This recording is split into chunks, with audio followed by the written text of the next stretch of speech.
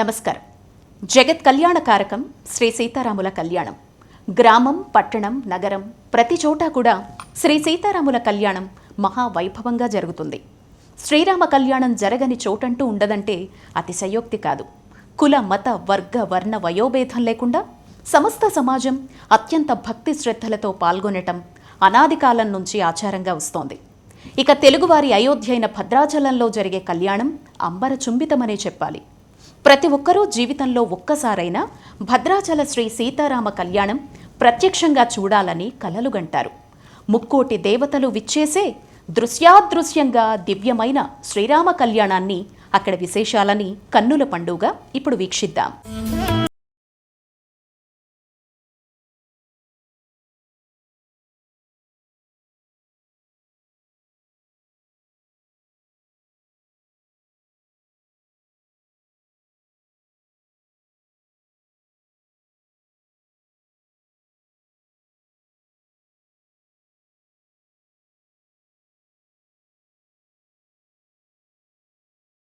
పాల సముద్రంపై పవళించిన స్వామివారు శ్రీ మహావిష్ణువుపై అమితమైన భక్తి విశ్వాసాలతో పరమభక్తుడైన భద్రుడు కొండగా మారిన దివ్యక్షేత్రం భద్రాచలం.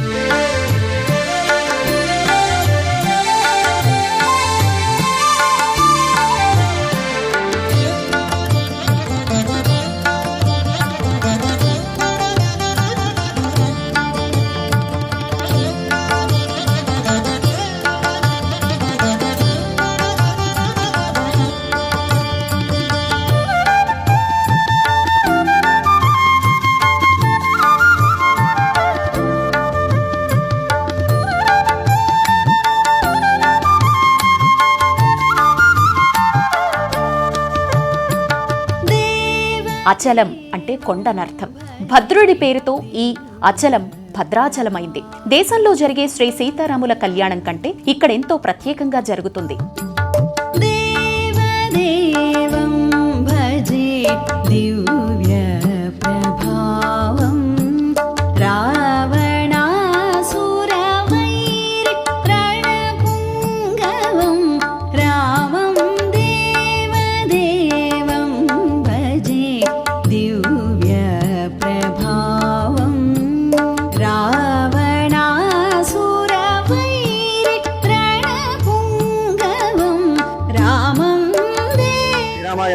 శ్రీమతే రామానుజాయ నమః.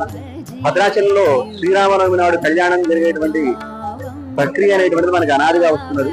అదే దానికి కారణం మనకి రామదాసు గారు ఈ కళ్యాణాన్ని ఏర్పాటు చేశారు. దానికి గల కారణం మనం చూసినట్లయితే యస్యావతార సమగే తస్య కళ్యాణం ఆచరేత్ అనేటువంటిది శ్రీపాంచరాత్రాగమం చెప్తున్నటువంటి వాక్యము. ఏ దేవుడు ఏ రోజున అవతరిస్తాడో ఆ దేవుడి యొక్క కళ్యాణం ఆ రోజున ఆచరించాలి అని చెప్పి మనకి ఆగమ శాస్త్రం చెబుతోంది. అదుగోండి ఆ వాక్యాన్ని అనుసరించే మనకి శ్రీరామనవమి నాడు సీతారాముల కళ్యాణం చేయడం అనేటువంటిది ప్రారంభించారు మనకి రామదాసు గారు. ఆనాటి నుంచి భద్రాచలంలో ఎప్పుడైతే శ్రీరామనవమి నాడు కళ్యాణంగా నిర్ణయించడం జరుగుతుందో ఆనాడే ఇతరత్ర అన్ని రామాలయాలలో కూడా కళ్యాణం జరిగేటువంటి ఒక ప్రక్రియ, ఒక సంప్రదాయం అనేటువంటిది ఏర్పడింది. ఇది చాలా ప్రత్యేకంగా చెప్పవచ్చు. అసలు మనకి రామచంద్రమూర్తి కళ్యాణం రామాయణం ప్రకారం చూసినట్లయితే గనక మనకి పాల్గొన పూర్ణిమ నాడు ఉత్తరా నక్షత్రంలో జరిగినట్టుగా మనకి రామాయణం ద్వారా తెలుస్తోంది.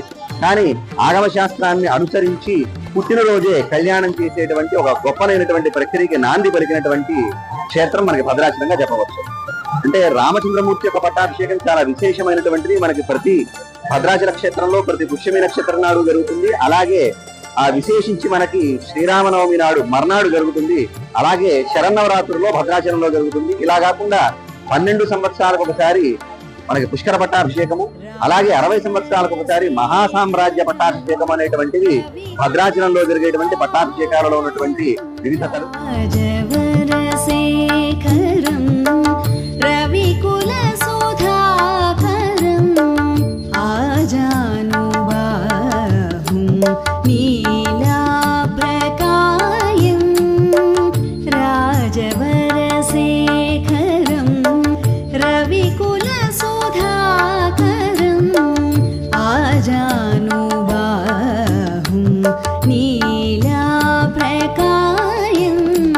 శ్రీ రామోజీ లక్ష్మోజీ రూపంతో తానిషాకు దర్శనమిచ్చి అతని కళ్లు తెరిపించి శ్రీరామదాసును విడుదల చేయించారు. ఆనాటి నుంచి తానిషా ప్రారంభించిన ముత్యాల తలంబ్రాల్ని సమర్పించే సంప్రదాయం.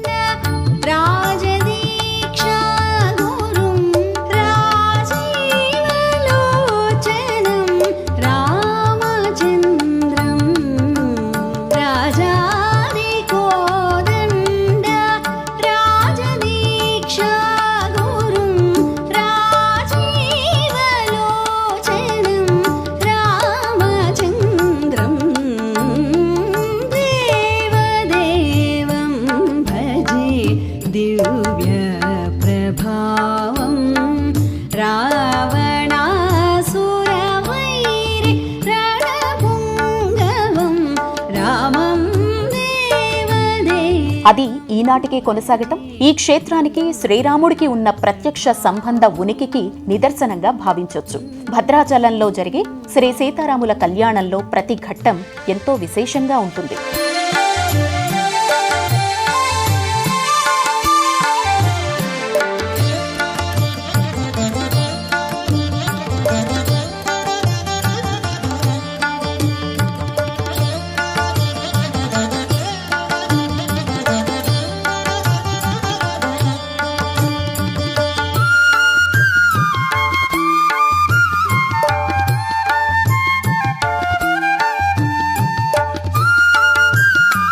జై శ్రీరామ్. సాక్షాత్తుగా ఓంకార రాముడు, వైకుంఠరాముడు, రామనారాయణుడు అనే విలక్షణ నామత్రయ విరాజమానుడైన భద్రాచల శ్రీ సీతారామచంద్ర మహాప్రభు వారికి ప్రణమిల్లుతూ సీతారాముల కళ్యాణం జగత్ కళ్యాణం అని చెప్పి అంటారు పెద్దలంతా. అంతేకాక లోక కళ్యాణ ప్రీత్యర్థం ప్రత్యబ్దం కారయేత్సవ అని ఆగమశాస్త్రం ఘోషిస్తోంది. సీతారాములు సాక్షాత్తుగా ధర్మప్రభు, ధర్మాన్ని మూర్తి భవించిన స్వరూపం రామచంద్ర మహాప్రభు వారు. రామో విగ్రహవాన్ ధర్మ అంటూ సాక్షాత్తుగా మనకి వాల్మీకి రామాయణం చూపిస్తుంది. అటువంటి నారాయణుడు సాక్షాత్తుగా సీతారాములుగా ఆవిర్భవించి సకల ధర్మాలని మానవులకి ఆచరిస్తూ నేర్పినటువంటి గొప్ప అవతారం రామావతారం. అందువల్ల సీతారాముల కళ్యాణంలో ప్రత్యేకత ఏంటంటే భద్రాచలంలో ప్రత్యేకత ఉంది. భద్రాచలంలో ఈ సీతారాముల కళ్యాణం జగత్ కళ్యాణంగా భావిస్తూ రామదాసు గారు శ్రీరామనవమి నాడే కళ్యాణం చేసేటువంటి ఒక గొప్ప పద్ధతిని ఏర్పాటు చేశారు. అంతేకాక భద్రాచల క్షేత్ర మహాత్మ్యంలో భద్రాద్రి క్షేత్రాన్ని వైభవాన్ని వర్ణిస్తూ సంప్రాప్య రామనవమి తులసీ దళాద్యై సంపూజ్య భద్రగిరి వాసినం ఆదిదేవం. ఆదిదేవుడైనటువంటి రాముడు. ఆదిదేవుడేంటి రాముడు అంటే సాక్షాత్తుగా సీతారాములు వైకుంఠంలో ఉండే లక్ష్మీనారాయణులకే సీతారాములనే పేరు కూడా ఉంది. అందుకే వేదాంత దేశికుల వారు చతుర్ముఖేశ్వర ముఖై పుత్ర పౌత్రాది శాలిని నమ సీతాసమేతాయ రామాయ గృహమేధిని. సీతారాములు పెద్ద గృహస్థులండి ఈ లోకంలో. వాళ్ళు ఆదిదేవులు. ఆ చతుర్ముఖ బ్రహ్మ సాక్షాత్తుగా శ్రీమన్నారాయణుడికి కుమారుడు, పరమేశ్వరుడు మనవడు. వారి వారి సంతతంతా కూడా కలిగినటువంటి గొప్ప గృహస్థు ఈ సీతారాములు. అటువంటి సీతారాముల్ని ఆరాధించుకోవటం, వారికి జరిగేటువంటి కళ్యాణం ఈ జగత్ కళ్యాణంగా భావిల్లింది రామదాసు గారు. అందుకే కలియుగ వైకుంఠము భద్రాచల నిలయము సేవింతుము అంటూ అంగరంగ వైభవంగా, ఏదో సాధారణంగా కాకుండా సీతారామ కళ్యాణాన్ని బాగా లోకంలో అత్యంత విస్తృతపరిచినటువంటి మహనీయులు మన భక్త రామదాసు గారు.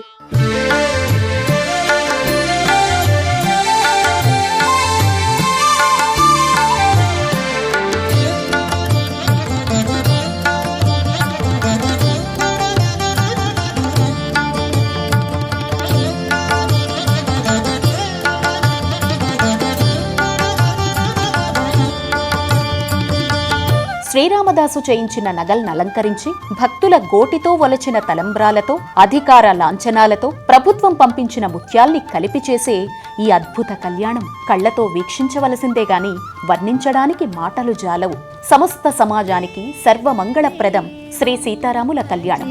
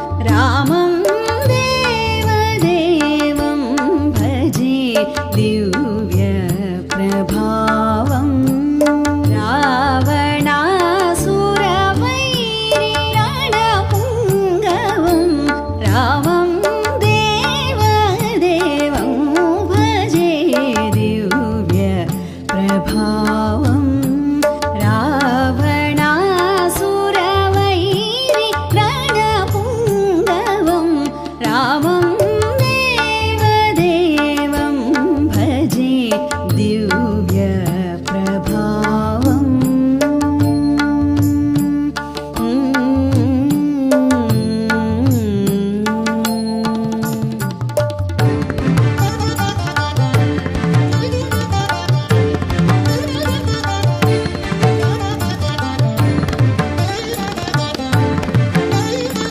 నేటి పృథ్వీ మండలమంతా ఆనాడు శ్రీరాముని పాలనలోనే ఉంది.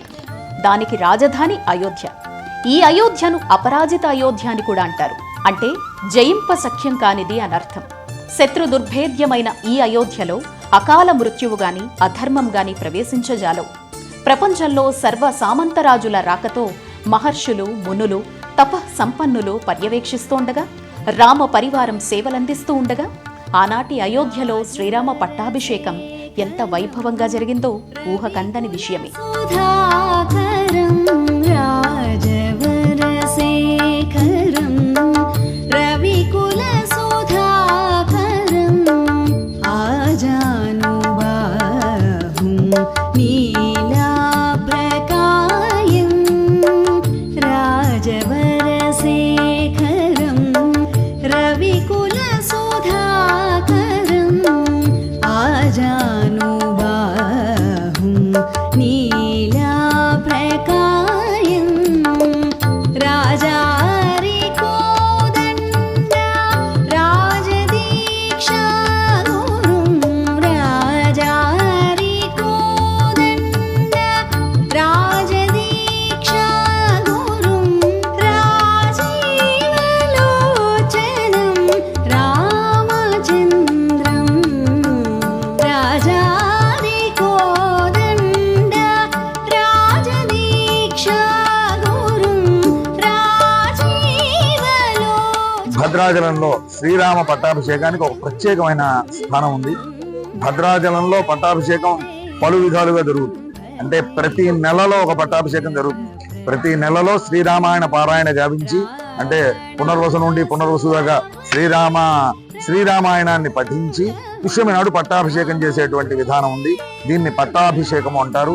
ప్రతి సంవత్సరం కూడా శ్రీరామనవమి ముందు 10 రోజులు పాడ్యమి నుండి ఆ 10 రోజులు ప్రత్యేకంగా నవాన్నిక దీక్షతో శ్రీరామాయణాన్ని పఠించి కళ్యాణమైన తెల్లారి దశమి నాడు స్వామివారికి చేసేటువంటి పట్టాభిషేకాన్ని మహాపట్టాభిషేకంగా కీర్తిస్తారు.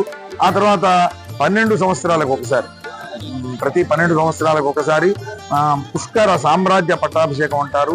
అప్పుడు సుమారు 24 మందితోటి ప్రత్యేకంగా రామాయణ పారాయణాదులు గావించటం, చతుర్వేద హవనాలతో చాలా మనకు వైభవంగా ఈ పుష్కర పట్టాభిషేకం జరుగుతుంది. అంతేగాక 60 సంవత్సరాలకు ఒకసారి జరిగేటువంటి పట్టాభిషేకాన్ని మహాసామ్రాజ్య పట్టాభిషేకంగా 108 మంది భాగవతోత్తములైన శ్రీ వైష్ణవులచే రామాయణ పారాయణాన్ని నిర్వహింపజేసి అప్పుడు స్వామికి జరిపేటువంటి ఈ పట్టాభిషేకానికి మహాసామ్రాజ్య పట్టాభిషేకం అంటారు. ప్రతి సంవత్సరం కూడా శ్రీరామ నవమి తెల్లారి జరిగేటువంటి పట్టాభిషేకాన్ని మహాపట్టాభిషేకం అంటారు. ఈ మహాపట్టాభిషేకం రాముడికి ఎందుకు చేస్తారు ప్రతి సంవత్సరం అంటే, రాముడు ఇక్కడ అర్చామూర్తిగా ఉన్నాడు. మామూలుగా రాముడికి ఆ కాలంలో కళ్యాణం ఒకసారి అయింది. ఇది పాల్గొన పౌర్ణమి నాడు కళ్యాణం అయింది. ఆ తర్వాత ఎప్పటికో రావణ వధ ఇవన్నీ పూర్తి చేసుకున్న తర్వాత పట్టాభిషేకం జరిగింది. కానీ భద్రాచలంలో అర్చామూర్తికి ప్రతి సంవత్సరం కూడా మనం కళ్యాణం తెల్లారి వైభవంగా రామాయణ పారాయణాదులు నిర్వర్తించుకొని పట్టాభిషేకాన్ని అత్యంత వైభవంగా నిర్వహింపజేసుకుంటాం. ఈ పట్టాభిషేకానికి చాలా వైలక్షణ్యం ఉంది.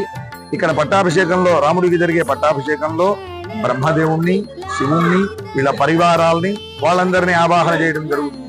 అంతేకాక ఈ రామాయణంలో వర్ణించినటువంటి మహానుభావులైనటువంటి మనకి భరతుల వారు, శత్రుఘ్నుల వారు, అంగదుడు, జాంబవంతుడు, ఇలా వారి వారి స్థానాల్లో ఆంజనేయ స్వామి వారు, వారి విభీషణుల వారు, వీరందరినీ కూడా ఆవాహన చేయడం జరుగుతుంది.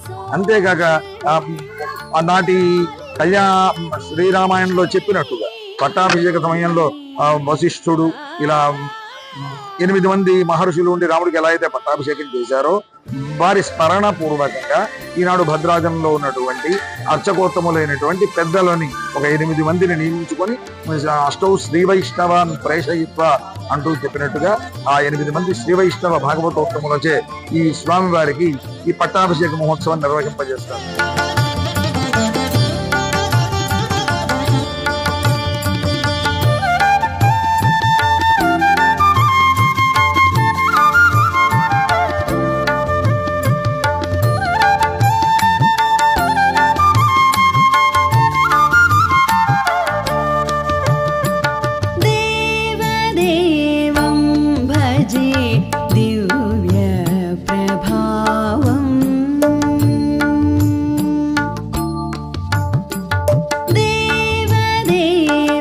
ఆనాడు శ్రీరామ పట్టాభిషేకం చూడలేదనే వేదన ఈనాటి భద్రాద్రిలో జరిగే శ్రీరామ పట్టాభిషేక వీక్షణతో తీరబడుతోంది.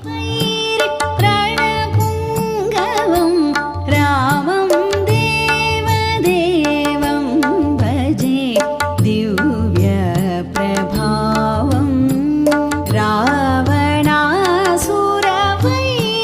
ప్రణపుంగవం రామం దేవదేవం భజే దివ్య ప్రభావం రావణాసురవైరి రణపుంగవం రామం దేవదేవం భజే దివ్య ప్రభావం రావణాసురవైరి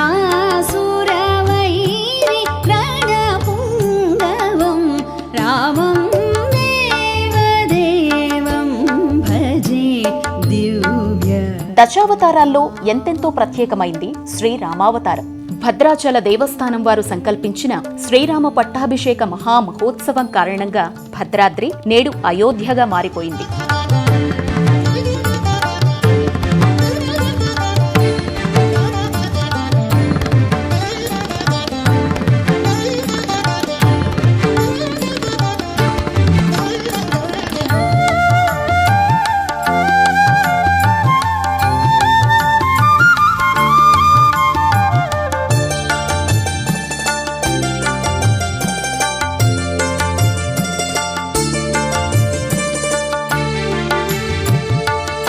విచ్చేసిన అసంఖ్యాక భక్తులంతా ఆనాటి రామరాజ్యం పౌరులయ్యారు. ఆనాటి మహర్షులే ఈనాటి పురోహితులయ్యారు. ఈనాడు దేశంతో పాటు ప్రపంచమంతటా రామరాజ్య పాలనా విలువలతో కొనసాగాలని లోక కళ్యాణ కాంక్షతో భద్రాచల దేవస్థానం వారు శ్రీరామ పట్టాభిషేక మహా మహోత్సవాన్ని తలపెట్టారు. సుధాకరం ఆజానుబాహుం నీలాభ్రకాయం రాజవరశేఖరం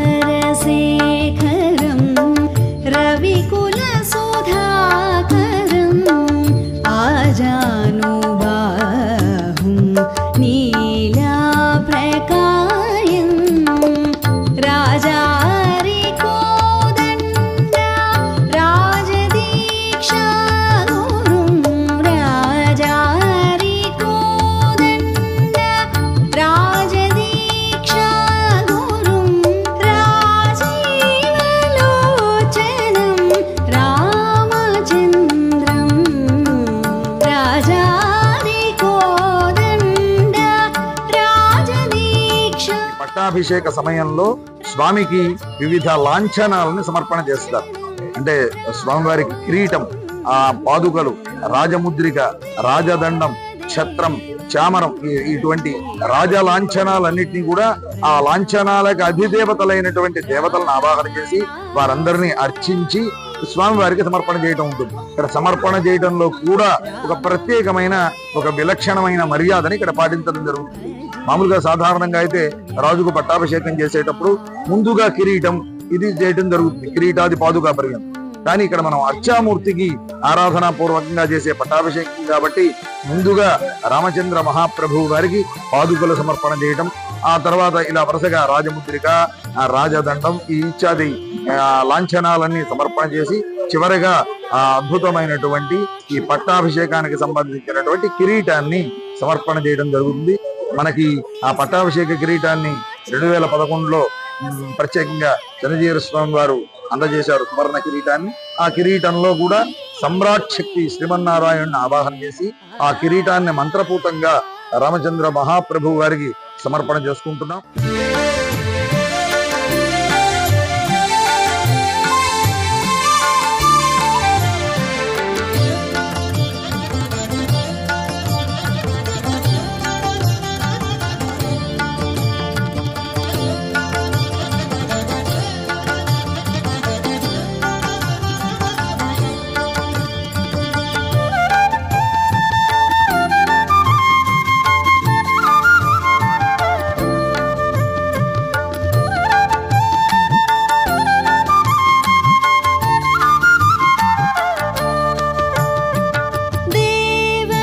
శ్రీరామ పట్టాభిషేకం జరిగిన తరువాత రాజ్యమంతా రామరాజ్యమే అవుతుంది కదా. అందుకే ఈ పట్టాభిషేక మహోత్సవం పురాణ యుగాల్లో రాజ్యం అంటే రామరాజ్యం తప్ప వేరొక రాజ్యం లేనే లేదు.